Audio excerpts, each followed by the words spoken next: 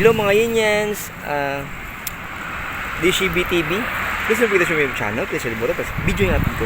Mga Yanyans, ito ngayon sa may may Boss Roel, no? Napadaan tayo dito kasi galing tayo kanina sa may Dagupan. Update ko naman yan sa mga side guard dito. Kung ano ng presyo kasi nag-vlog ako dito mga taon na siguro lumipas o buwan na ba. Kaya yung presyo tumaas sa materialis, nag-iiba, sabi ni Boss Roel. Okay mga Yanyans, alamin natin yung presyo. Samahan nyo ko mga Yanyans. Ito mga Yanyans, ang presyo pala nito is 20,000 siya. Ayan mga Yanyans, yung design niya. 20,000 na siya. Ayan. Ayan si Boss Roel, busy si Boss. Oh, Boss, kaya dyan Boss. Ayan. Ayan, busy si Boss, busy. Ayan. Ito naman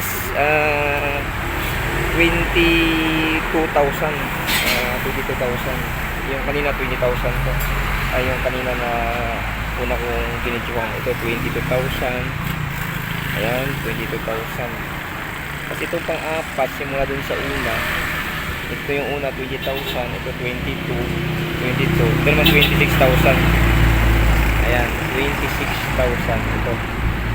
Ito pang huli, ito yung 30,000 kasi stainless yung bubong niya, stainless. Ayan, stainless yung bubong niya. 30,000 to. Ayan. Ayan mga Yanyans. Ayan, yung una 20,000 tapos 22, tapos 26, tapos 30,000. Update ang price ito sa may pwesto sa Along Binmali Dagupan Road, sa may Along Highway lang, Binmali Pangasinan, halos boundary lang siya ng Dagupan. Okay mga Yanyans, halos tapat lang siya ng Rupina Square mga Yanyans. Ayan mga Yanyans, Rupina Square yan. Halos tapat lang siya ng Rupina Square. Okay mga Yanyans, salamat sa pagmamahal. God bless you mga kapatid, sana sa buti kang ganyan. Bye bye mga Yanyans.